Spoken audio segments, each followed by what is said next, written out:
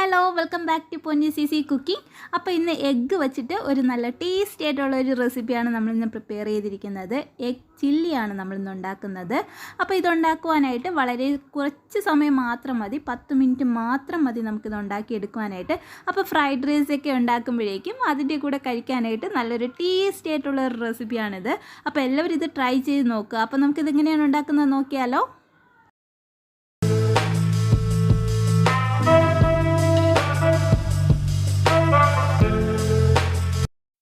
First ഞാനിവിടെ ഒരു pan എടുത്ത് അടുപ്പത്തേക്ക് വെച്ചിട്ടുണ്ട്. പാനിലേക്ക് ഞാൻ ഒരു ടേബിൾ സ്പൂണോളം അളവ് സൺഫ്ലവർ ഓയിലാണ് എടുക്കുന്നത്. ഇതിന് കോക്കനട്ട് ഓയിൽ യൂസ് ചെയ്ത് സൺഫ്ലവർ തന്നെ യൂസ് ചെയ്യുക. എന്നിട്ട് ഇതിലേക്ക് നമ്മളൊരു 5 മുട്ടയാണ് നമ്മൾ എടുത്തിട്ടുള്ളത്. 5 മുട്ട ജസ്റ്റ് ഒന്ന് ബീറ്റ് ചെയ്തെടുത്തിട്ടുണ്ട്. നന്നായിട്ട് ഉപ്പിട്ടിട്ടാണ് നമ്മളിത് ബീറ്റ് ചെയ്തെടുത്തിട്ടുള്ളത്. ഉപ്പ് മാത്രമേ ഇട്ടിട്ടുള്ളൂ. എന്നിട്ട് ഇത് നമ്മൾ ചൂടായ പാനിലേക്ക് ഒഴിച്ചു കൊടുത്തിട്ട് നമ്മൾ സ്ക്രാമ്പിൾ ചെയ്തെടുക്കുക. മുട്ട നമ്മളിങ്ങനെ കുത്തിപ്പൊരിച്ചെടുക്കത്തില്ലേ, അങ്ങനെ ഒന്ന് നമ്മൾ നന്നായിട്ട് ജസ്റ്റ് ഒന്നത് കുത്തിപ്പൊരിച്ച് നമ്മൾ എടുക്കുവാണ്. അപ്പോൾ അത്യാവശ്യം കട്ടകളൊക്കെ ഉടച്ചു കൊടുക്കാൻ പാടില്ല. അത്യാവശ്യം ഒരു വലിപ്പ രീതിക്ക് തന്നെ നമുക്കിതൊന്ന് സ്ക്രാമ്പിൾ ചെയ്ത് കിട്ടാനുണ്ട്. അപ്പോൾ ഇത് ഈ ഒരു അളവിനാണ് നമുക്ക് കിട്ടേണ്ടത് പ്രോപ്പറായിട്ട്. അപ്പോൾ ഇതായിട്ടുണ്ട്. അത്യാവശ്യം ചെറുതായിട്ട് ഉടച്ചു കൊടുക്കാതിരിക്കുക. അപ്പോൾ നമുക്ക് ഫ്ലെയിം ഓഫ് ചെയ്തിട്ട് ഇതൊന്ന് സൈഡിലേക്ക് നമുക്ക് മാറ്റി വയ്ക്കാം. അടുത്ത് ഞാനിത് വേറൊരു പാൻ അടുപ്പത്തേക്ക് വെച്ചിട്ട് ഇതിലേക്ക് നമ്മൾ ഒരു 2 ടേബിൾ സ്പൂണോളം അളവ് സൺഫ്ലവർ ഓയിൽ തന്നെയാണ് ഒഴിച്ചു കൊടുക്കുന്നത്. ആ ഓയിലൊന്ന് ചൂടാകുമ്പോഴേക്കും 1 ടേബിൾ സ്പൂൺ നമ്മൾ ഗാർലിക് ഒന്ന് ചോപ്പ് ചെയ്തതോ അല്ലെങ്കിൽ ചതച്ചതോ നമ്മൾ ചേർത്ത് കൊടുക്കാവുന്നതേ ഉള്ളൂ. ഗാർലിക് മാത്രമാണ്. എന്നിട്ട് 2 പച്ചമുളകും ചെറുതായിട്ട് കട്ട് ചെയ്തിട്ടുണ്ട്. ഫസ്റ്റ് നമ്മൾ ആ എണ്ണയിലേക്ക് നമുക്ക് ഗാർലിക് ചേർത്ത് കൊടുക്കാം. വെളുത്തുള്ളി 1 ടേബിൾ സ്പൂണോളം അളവ് നമ്മൾ ചേർത്ത് കൊടുക്കുകയാണ്. അതിൻ്റെ കൂടെ തന്നെ പച്ചമുളകും കൂടെ ചേർത്ത് കൊടുത്തിട്ട് നന്നായിട്ട് അതിൻ്റെ ഒരു വെളുത്തുള്ളിയൊക്കെ ഒന്ന് എണ്ണയിൽ കിടന്നിട്ട് ഒന്ന് മൂപ്പിച്ചെടുക്കുക. അപ്പോൾ ഇത് അത്യാവശ്യം മൂത്ത് കിട്ടിയിട്ടുണ്ട്. ഇനി ഇതിലേക്ക് നമ്മൾ ചേർത്ത് കൊടുക്കുന്നത് സവോളയാണ്. സവോള ഞാൻ 2ആയിട്ട് കട്ട് ചെയ്തിട്ട് അത്യാവശ്യം ഒരു സ്ലൈസസ് ആയിട്ട് തന്നെയാണ് കട്ട് ചെയ്തിരിക്കുന്നത്. തീരെ തിന്നായിട്ട് കട്ട് ചെയ്തിട്ടില്ല. അത്യാവശ്യം വലിപ്പമുണ്ട് സവോളയ്ക്ക്.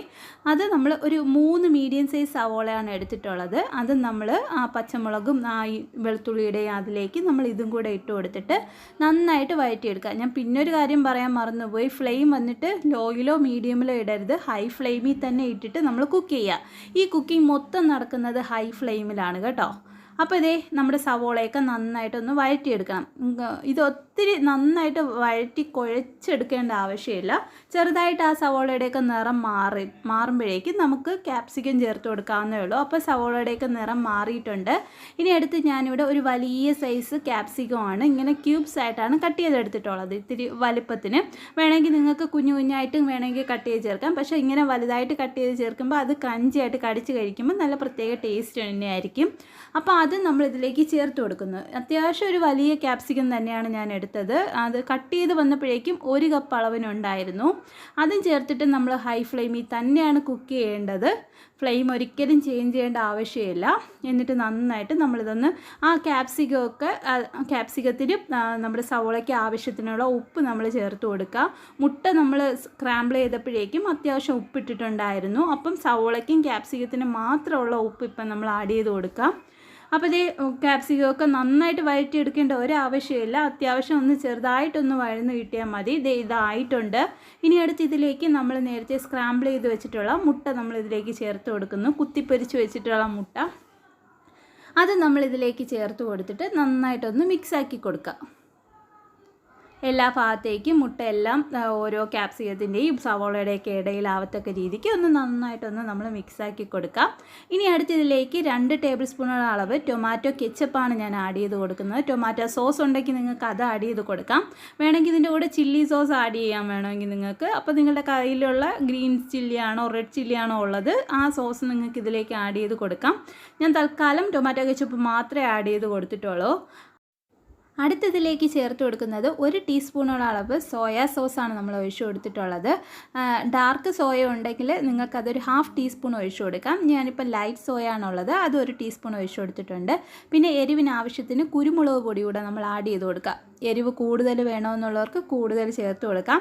എന്നിട്ട് ഇതെല്ലാം നന്നായിട്ട് ഒരു മിനിറ്റ് ജസ്റ്റ് ഹൈ ഫ്ലെയിമിലിട്ടിട്ട് ഒന്ന് മിക്സാക്കി എടുക്കുക. ഏറ്റവും ലാസ്റ്റ് ഇതിലേക്ക് ഒരു 1/4 ടീസ്പൂണോളം അളവ് പഞ്ചസാരയോടെ ചേർത്ത് കൊടുത്തിട്ട് ഒരു 2 സെക്കൻഡ് നമ്മൾ ഹൈ ഫ്ലെയിമിൽ ഇട്ടിട്ട് ഒന്ന് ഇളക്കി കൊടുത്തിട്ട് നമുക്ക് ഫ്ലെയിം ഒന്ന് ഓഫ് ചെയ്ത് കൊടുക്കാവുന്നതേ ഉള്ളൂ. അപ്പോൾ നമ്മളിത് ചൂടോടുകൂടി കഴിക്കുകയാണെങ്കിൽ നല്ല പ്രത്യേകം ടേസ്റ്റ് തന്നെയായിരിക്കും. അപ്പോൾ ഈ റെസിപ്പി ഉണ്ടാക്കാനായിട്ട് വളരെ സിമ്പിളാണ്, പെട്ടെന്ന് തന്നെ നമുക്ക് മേക്ക് ചെയ്തെടുക്കാവുന്നതേ ഉള്ളൂ. അപ്പോൾ എല്ലാവരും ഈ റെസിപ്പി ഒന്ന് ട്രൈ ചെയ്ത് നോക്കിയിട്ട് നിങ്ങളുടെ ഫീഡ്ബാക്കുകൾ താഴെ കമൻറ്റ് ബോക്സിൽ രേഖപ്പെടുത്തുക. Thank you for watching. Bye bye.